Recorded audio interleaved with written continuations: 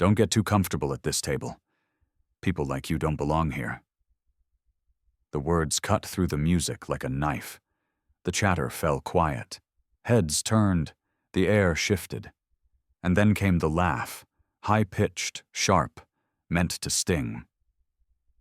The Vesper, draped in a dress the color of fire, leaned over her chair with a smile that wasn't a smile at all.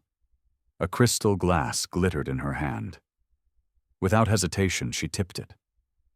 A stream of red wine cascaded down like a waterfall, catching the golden light of the chandelier before soaking into the hair of the woman seated below. It flowed across her scalp, dripping past her temples, tracing down her jaw, streaking her orange dress in dark stains. The sound of liquid hitting fabric was louder than it should have been. Louder because the room itself had gone silent. Gasps burst here and there. A few muffled laughs tried to break through. Phones rose instantly, cameras hungry for scandal. A businessman's wife covered her mouth, horrified. A group of young men in tailored suits leaned back in their chairs, grinning as if they had just been treated to entertainment money couldn't buy. The Vesper threw back her head and laughed again, triumphant, basking in the attention. "There. That's better. Orange was never your color. Red suits you more." Her voice carried like a trumpet. Arrogant and cutting, she dangled the empty glass for all to see, tilting it as though it were a trophy. Some guests laughed on cue, others clapped politely. Everyone understood the message. This was dominance. But the woman in orange, the black CEO, did not move. She did not flinch. She did not wipe the wine dripping into her collar. She simply sat still, letting it run. Her hands remained on the table, perfectly composed, as if frozen in calm defiance. Her eyes lifted. It was not a hurried glance, not a desperate plea. It was slow, deliberate, calculated. Her gaze locked onto the Vespers with such quiet force that the laughter in the room began to falter. One by one, voices died down. Chuckles strangled mid-breath. The ripple of noise collapsed into silence again. The Vespers shifted slightly, her smirk stiffening, but she forced another giggle out, tossing her hair, playing for the crowd. "Come on, don't be shy. Smile for the cameras," she taunted, gesturing at the glowing phones aimed at the table. Yet, even she could feel the current turning. The spectacle was no longer hers. The soaked woman did not need words. Her stillness was heavier than shouting, heavier than outrage. Every drop that fell from her chin to the linen was an unspoken declaration. Every second of silence built a pressure the Vespers could not laugh away. The hall itself seemed to bend around her composure. The chandelier sparkled above, but the spotlight had shifted. The one dripping with wine was no longer the object of ridicule. She was becoming something else, something unshakable, a center of gravity that every gaze now circled. Before we continue, where are you watching from? Drop your city or country in the comments below. And if you believe in dignity and justice, hit like and subscribe. These stories sparked change, and we're glad you're here. Now, back to her. The hush didn't last. Whispers began to coil through the room like smoke. One woman leaned toward her husband, her diamonds catching the light as she muttered behind her hand. "Did you see that? She just sat there." Another man chuckled low, shaking his head. "She won't last 5 minutes in this circle. Not like that." But not all whispers carried scorn. From the far end of the table, a guest frowned, eyes narrowing at the Vespers in red. A quiet murmur reached his neighbor. Too far? That was too far. His words barely rose above the sound of a phone camera shutter. The phones. Oh, they were everywhere. A half-dozen angles captured the wine still dripping from the CEO's dress. Each frame already destined for feeds and stories before the night was over. Some held their screens high, faces glowing with the thrill of gossip. Others tried to record discreetly, pretending to sip champagne while their lenses burned the humiliation into memory. And then came the laughter, scattered first, then rolling like a tide. A group of young men, heirs to fortunes they didn't earn, clapped one another on the shoulders. One of them, eyes bright with cruelty, leaned over to his friend. She should be grateful. That wine cost more than her entire outfit. Their laughter was loud, harsh, meant to fill the silence left by the CEO's refusal to respond. A woman in pearls smirked as she adjusted her napkin. "She doesn't belong here. Look at her. She can't even defend herself." The Vespers, hearing these murmurs, lifted her empty glass once more as if conducting the orchestra of derision. She curtsied mockingly toward the still figure in orange, basking in the wave of validation. "Cheers to outsiders," she announced. More laughter, more applause, more clinking of glasses. Yet beneath the noise, tension stirred. Not everyone was laughing. A pair of investors whispered behind their menus, concern etched on their faces. "She's the partner, isn't she? The contract this morning." Another nodded grimly, eyes darting toward the woman drenched in wine. Their amusement soured into worry. They knew what was at stake, even if the Vespers did not. Meanwhile, the CEO remained motionless. She did not wipe the liquid pooling at her collarbone. She did not rise to defend herself.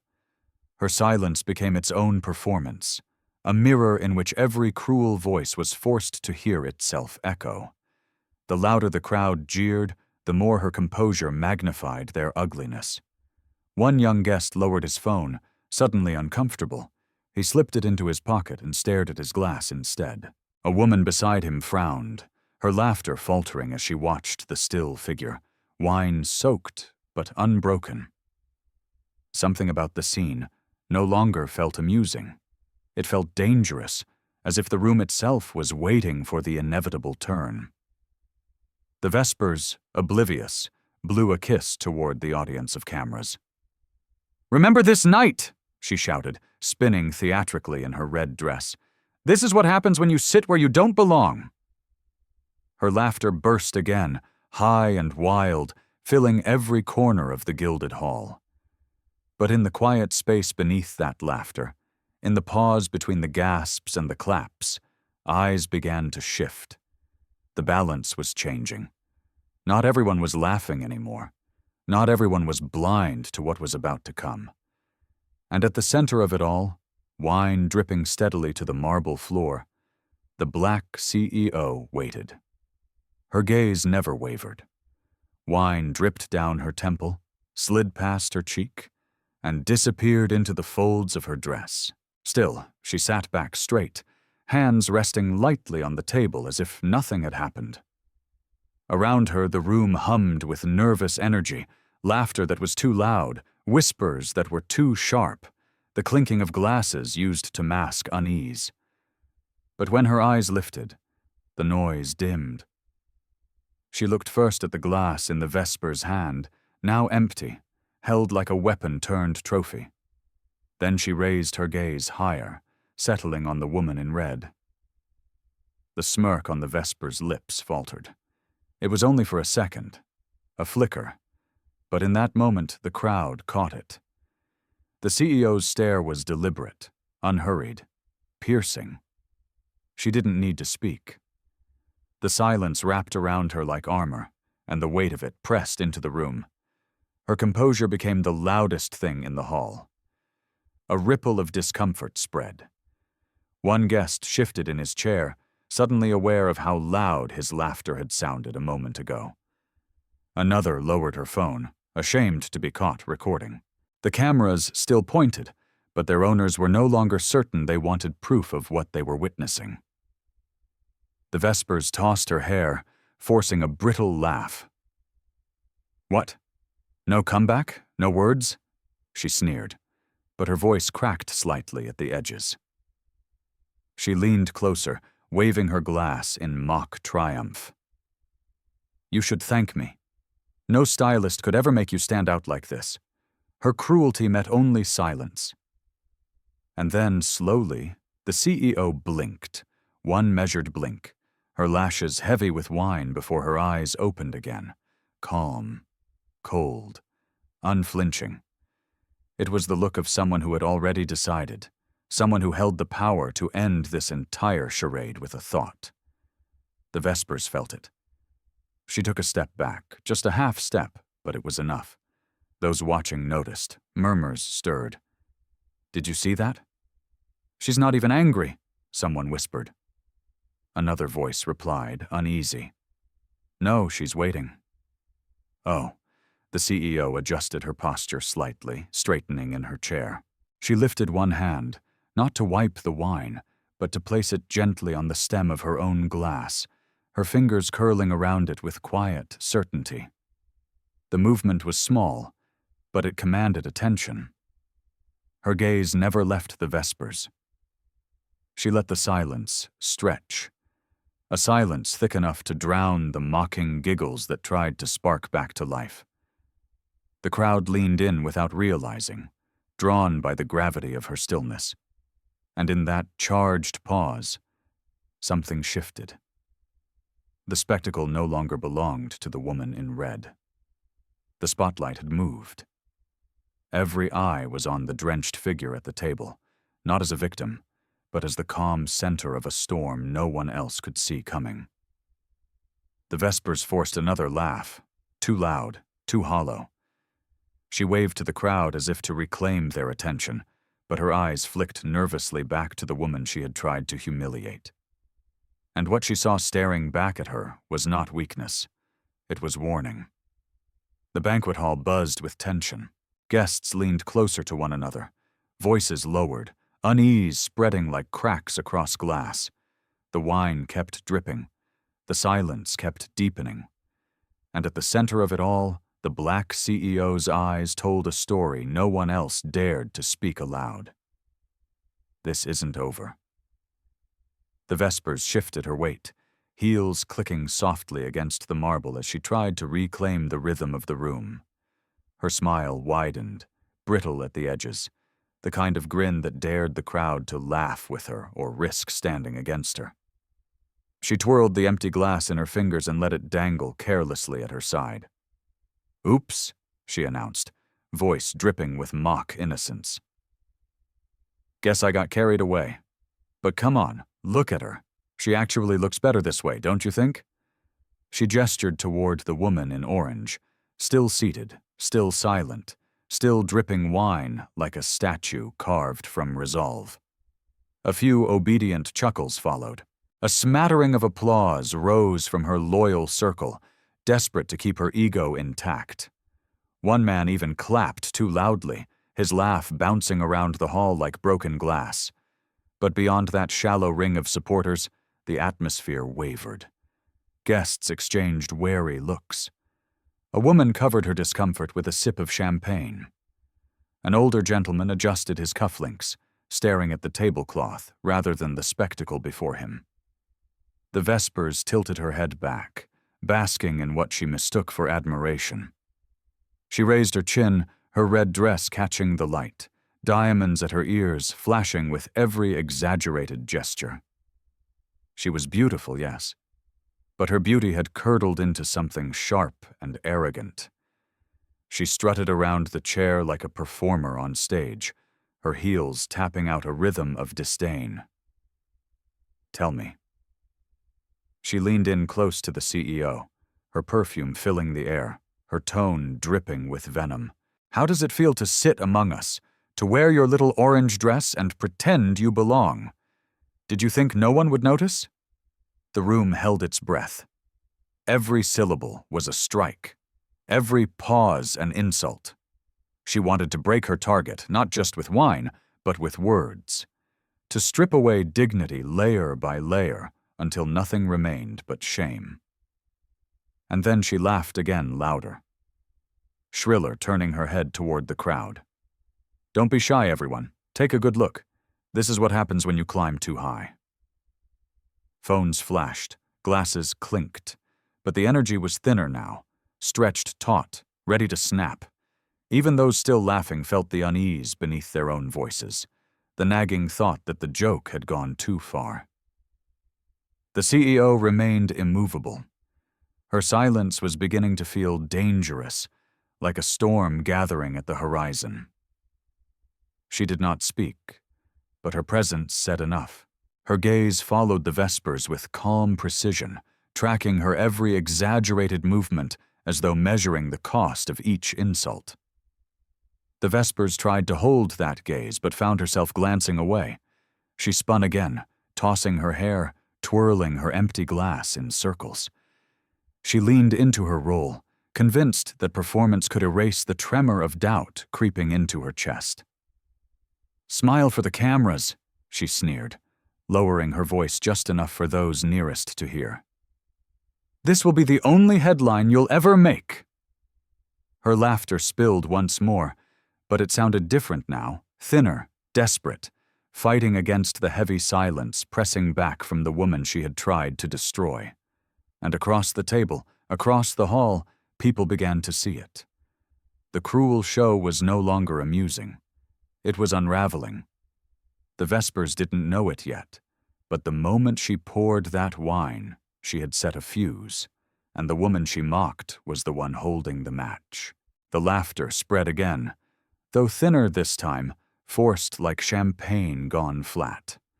A handful of guests clapped their hands against the table, eager to keep the mood alive, eager to stand on the side of money. Their voices rose in shallow agreement. "That's right," one young man barked from the far end, his cufflinks catching the light as he raised his glass. Outsiders should know their place. His words drew a ripple of uneasy chuckles. Another, emboldened, leaned back in his chair and spoke louder than he should have. "If she wants to play with giants, she better learn to take a joke." His friends laughed too loudly, trying to prove they belonged to the same circle of cruelty. The Vespers soaked it up. She turned to them, grinning, arms spread wide as if she were conducting the room itself.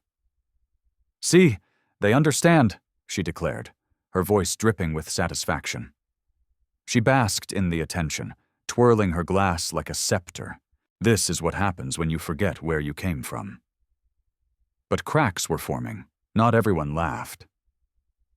At the next table, a woman whispered sharply to her husband. "This is ugly." He cleared his throat and glanced away, unwilling to meet her eyes. At another corner, two investors exchanged looks heavy with unspoken calculations. One murmured, "She's their partner, isn't she?" The other gave the faintest nod. Both fell silent, staring at their plates, unwilling to join the farce. Yet the cruel chorus kept going. Phones hovered higher, recording everything.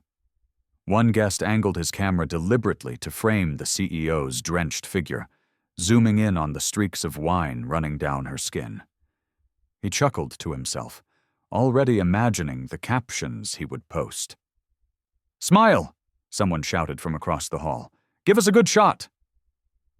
A roar of laughter followed, echoing off marble columns, bouncing under the glittering chandelier. The Vespers twirled once, her red dress swirling dramatically around her legs. She blew a kiss to the crowd, delighting in the mock applause. "Don't forget this night," she cried, raising her glass high, though it was empty. "It's the night an imposter got exposed." She bowed with theatrical exaggeration, reveling in the performance. The loyal ring of guests clapped harder, their laughter rising again, desperate to feed her ego. But the energy was hollow, sustained by habit more than joy. And in the center of it all, the black CEO still sat in silence. Her stillness only magnified the cruelty around her, reflecting every laugh and jeer back on those who gave it voice. One guest noticed. He lowered his phone slowly, slipping it into his pocket, eyes flicking toward the floor. A woman near him stopped laughing mid-breath, covering her mouth as if ashamed of the sound she'd made. The balance was shifting, subtle but undeniable. The Vespers, too intoxicated by her own bravado, didn't see it. She bowed again, hair cascading over her shoulders, her laughter high and shrill.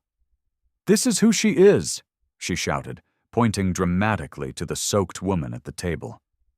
"And this is all she'll ever be." The applause answered, but softer this time, scattered, uncertain. The spell was breaking. Yet the Vespers only smiled wider, blind to the silence growing in the spaces between the laughs. She believed she was winning. She didn't know the floor beneath her was already beginning to crack. The wine dripped slower now, dark stains spreading across the orange fabric, but the black CEO did not move. She sat anchored as though the chair itself were a throne, and the entire hall had unwillingly become her court. Her silence was not surrender. It was calculation.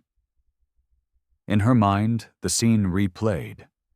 The signatures scrolled across papers that very morning. The press release drafted, but not yet published. The numbers that stretched into billions. 2.4. A partnership celebrated as unshakable. And now, within a single hour, her so-called partner's sister had turned that alliance into a spectacle of humiliation. The Vespers laughed again, tossing her hair, clinging to the sound of her own arrogance. "What's wrong?" she mocked, leaning close enough for her perfume to clash with the sour tang of wine. "Cat, got your tongue? I thought powerful women always have something to say." The CEO's eyes didn't flicker. She studied her tormentor with unnerving calm, her gaze slow and deliberate. She wasn't looking at the wine. She wasn't looking at the crowd. She was looking at the arrogance itself, measuring it, weighing it, deciding its cost. "You think this is power?" Her thoughts whispered in the silence. A glass, a laugh, a crowd eager to clap for cruelty. But real power doesn't need an audience.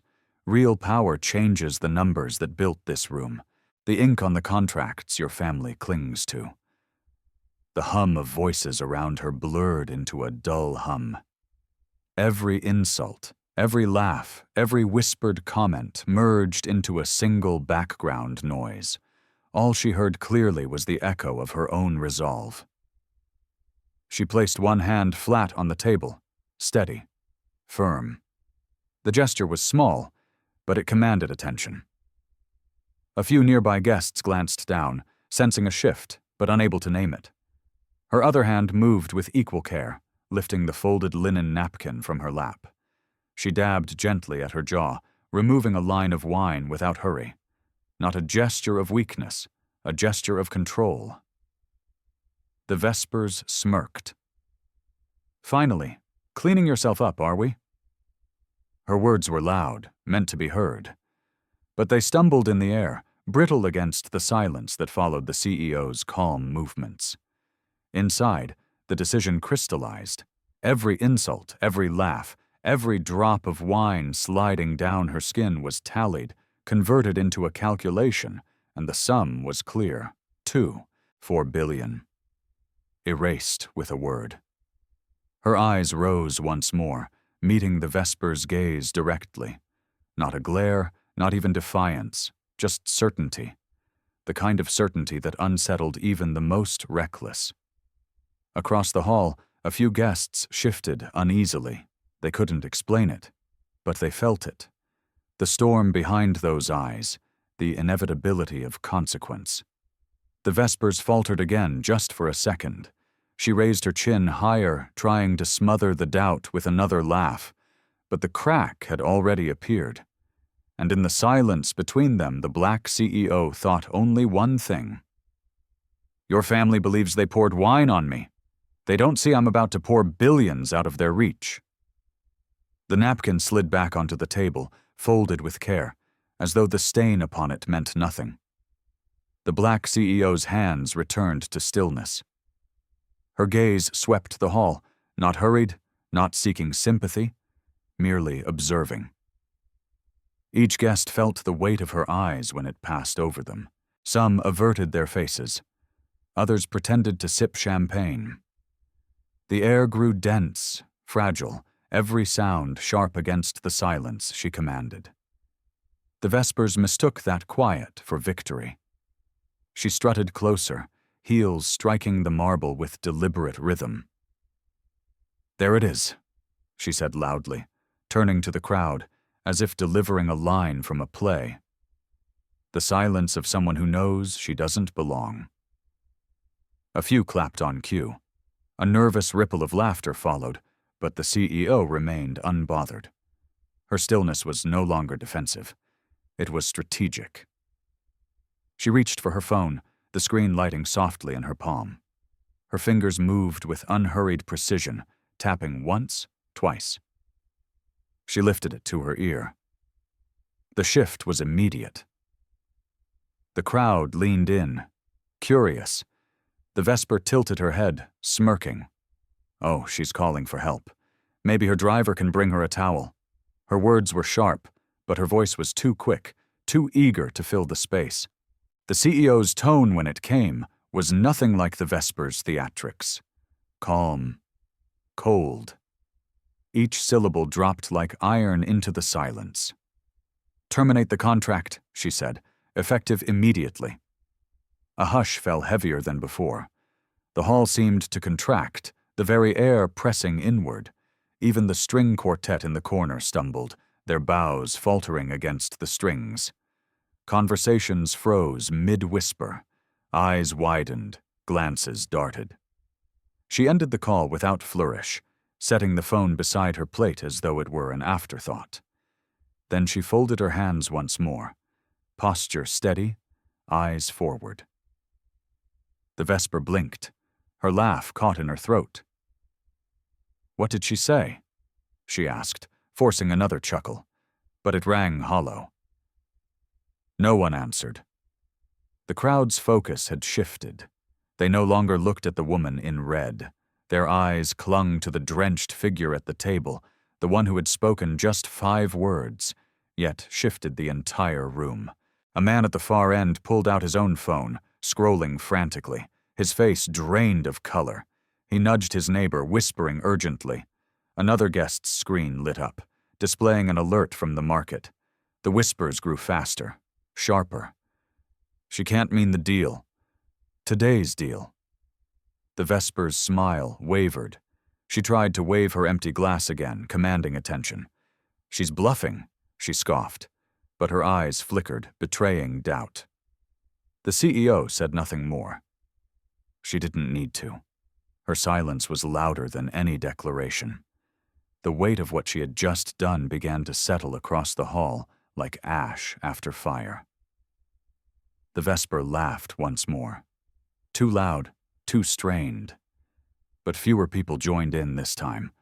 The performance was unraveling, and she was the only one who didn't realize how completely she had lost control. At the center, soaked in wine, yet untouchable, the black CEO sat in perfect composure, her silence now a verdict. The second stretched long, every eye darting between the woman in orange and the Vespers in red. The buzz of whispers grew into a low rumble. Words colliding, scattering, rising again. Somewhere near the back, a phone chimed with an alert. Another followed, then another. The first man to glance at his screen went pale. "Oh my God," he muttered, fingers trembling as he scrolled. "It's real," she's pulling out. His neighbor leaned over, eyes widening at the numbers flashing across the display. 1. Screens lit up around the room. Notifications spread like wildfire. The contract, the investment, the billions suddenly gone. The headlines weren't written yet, but the financial tremors were already shaking the hall. A woman clutched her husband's arm. She didn't just... The words trailed off into disbelief. "She did," he whispered, his voice raw. 2.4 billion wiped clean. The quartet had stopped playing altogether. Their bows hung frozen above the strings, waiting for permission to continue that never came. The sound of heels clicking across marble was the only rhythm left. And even that belonged to the Vesper pacing, her smile cracking like glass. "She's bluffing," she insisted, voice louder now, desperate. "This is a party trick. A little drama, that's all." Her laugh was high and shrill, but no one echoed it this time. Heads were bent over glowing screens instead. Conversations snapped like sparks. "It's gone. Check the market. I just got the same alert." "Do you understand what this means?" The Vesper spun toward the crowd, arms outstretched. "Why are you all staring at your phones? She can't do this. My brother, our family, we control this city." But her voice no longer filled the room. It was swallowed by the truth scrolling across every device, by the weight of silence building around the soaked figure who had uttered just 5 words and undone an empire's worth of arrogance. The black CEO reached for her glass, not the empty one wielded like a weapon, but her own, still half full. She lifted it calmly, unshaken hand, steady despite the wine dripping down her sleeve. She raised it to her lips, sipped once, then set it back down with quiet grace. No announcement, no explanation, only composure. The hall erupted not with laughter, not with applause, but with a storm of whispers that felt louder than any cheer. Chairs scraped as guests leaned toward one another, frantically piecing together what had just unraveled. Some sat rigid, too stunned to move. Others scribbled notes, already thinking of the boardrooms and headlines waiting outside these gilded doors. The Vesper's breathing quickened. She spun back toward the woman she had tried to humiliate, red dress clinging to her as though even the fabric knew the fire had burned out. "You think you can scare me with this little game?" she demanded. But the tremor in her voice betrayed her. The CEO finally lifted her eyes again, calm as ever, meeting her tormentor's gaze with the same unflinching steel. She didn't answer. She didn't need to. The room itself answered for her because everyone now understood this wasn't theater. This was power. The Vesper's laughter tried to rise again, brittle and forced, but it broke before it could fill the room. The audience no longer belonged to her. The guests had shifted in their seats, their faces lit with the cold glow of screens, their murmurs sharpened with urgency. No one cared for her theatrics anymore. They cared for numbers, for markets, for the earthquake trembling beneath their fortunes. One man near the head of the table barked into his phone, his voice trembling. "Sell, sell now!"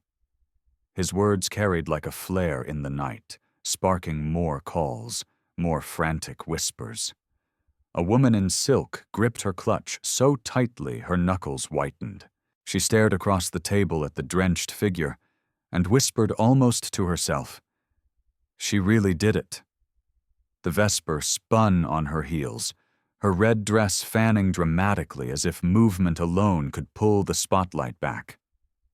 "Don't listen to her," she shouted, but her words rang hollow, swallowed by the rising storm of panic. "She can't. She doesn't have the power, my brother, our family." But the crowd wasn't listening anymore. They had seen enough. They had heard enough. The silence of the black CEO had spoken louder than her rival's shrill protests. The CEO, still seated, adjusted her posture with effortless grace. She placed her hands flat against the linen, fingers relaxed, eyes scanning the hall as though she were surveying her own domain. The stains on her dress glistened in the light, but they no longer looked like marks of humiliation. They looked like battle scars, like a crown painted in red. One guest dared to speak the truth aloud. "She owns the floor now." His voice was low, but heads nodded in agreement. It was undeniable. The Vesper's mask cracked. She turned back towards the CEO, voice trembling beneath the weight of fury. "Do you know who I am?" She spat her words brittle. "Do you know what family I come from?" The CEO lifted her gaze, unhurried. For the first time, she spoke again. Her tone was calm, clear, cutting through the air like a blade. I don't need to know who you are. What matters is who you'll be after tonight." The line fell heavy across the banquet hall. Guests exhaled sharply, some gasping, others nodding as though they had been waiting for her to speak. The words were measured, not loud, yet they echoed louder than the Vesper's screams. The Vesper staggered a step back, clutching her glass tighter, but her eyes betrayed the fear she couldn't hide. She tried to laugh it off, to twirl again, but her movements lacked the confidence of before. The performance was over, and she knew it. Meanwhile, the CEO's silence returned, heavier than before. She had given them only one sentence, yet it was enough to fracture the night into before and after. Around the room, guests whispered furiously, their voices weaving a new narrative, not of humiliation, but of reckoning. The wine on her skin glistened like firelight. The room bowed unconsciously to her presence, and as she sat there, still as stone, the Vespers realized something she had never believed possible. Her laughter had lost its power. The red-dressed Vesper stood frozen, her chest rising and falling too fast, her smirk stretched thin across trembling lips. Around her, the banquet no longer resembled a celebration. It was a tribunal, and every eye had turned not toward her, but toward the woman she had tried to drown in wine. The black CEO leaned back slightly in her chair, not slouched, not weary, reclined, like a queen comfortable on her throne. The wine stains, once meant as ridicule, clung to her dress like medals of defiance. Each drip that touched the marble below echoed louder than the forced laughter of minutes ago. Phones were still raised, but no longer for mockery. Guests whispered, recording quietly, their lenses framing the CEO not as a victim, but as a force, immortalizing the exact moment the balance of power shifted. One man whispered to his wife, "We're watching history." She nodded slowly, eyes never leaving the drenched woman in orange. The Vesper tried again, desperate. "You all know my family. You all know my brother. We built this." Her voice cracked, too shrill, too frantic. "She can't erase us." But the room had moved on. A cluster of investors leaned together, their hushed tones carrying across the silence.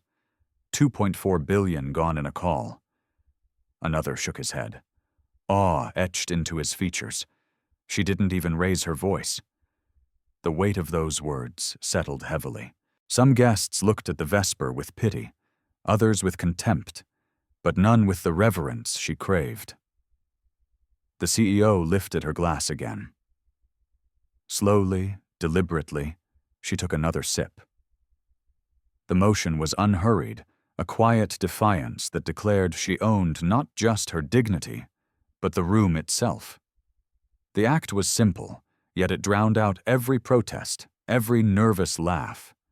And then she set the glass down with a soft click against the table. That sound carried more authority than the Vespers shouting. Finally, the CEO spoke, her voice calm, steady, the kind of tone that carried further than any scream. "This room celebrates wealth, power, legacy, but those things aren't inherited in a glass of wine.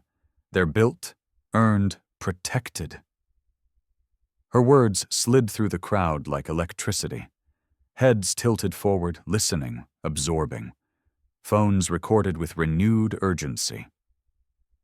The Vesper stiffened, her face flushing red against the glow of the chandeliers. The CEO continued, never raising her volume, yet each word striking harder than the last. "Tonight, you tried to humiliate me, but what you've done is remind everyone here that power is not about spectacle. It's about consequence." A silence heavier than marble settled. Guests sat motionless, waiting, watching, unwilling to miss a single breath of what came next. The Vesper clutched her empty glass like a shield, her knuckles white, her eyes darting wildly around the room, searching for someone, anyone to rescue her from the silence that had turned against her. but no one moved.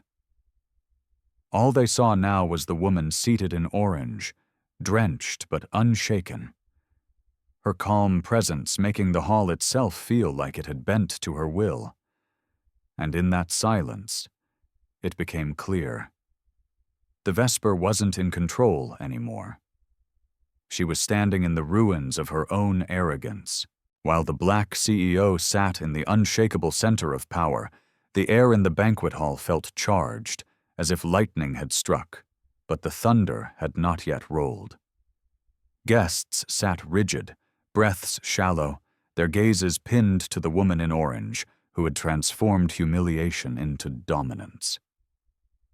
The Vesper's red dress shimmered under the chandelier, but its brilliance no longer commanded the room. It clung to her like desperation, the fabric of someone who had lost control.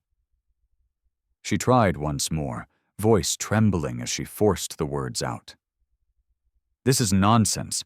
You can't just contract deals. They don't end like that. You think you can walk in here and undo everything my family built?"